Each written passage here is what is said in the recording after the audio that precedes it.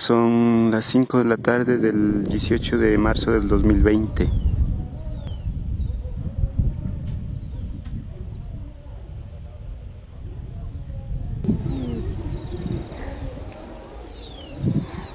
Así que estamos en cuarentena y no pueden salir. ¿Qué está diciendo ahorita en la comunidad? Están diciendo que hay un caso confirmado y que no salga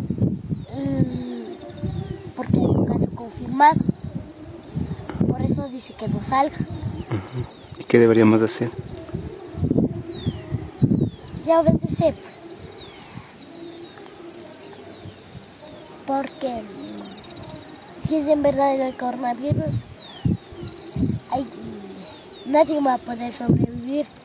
Algunos de los que no llegan en los países, ellos van a poder sobrevivir. A los que no lleguen el coronavirus a los países, porque el coronavirus está avanzando en dispersos países. Posiblemente también podría estar aquí en el país del Arcacunga, también de Ambir.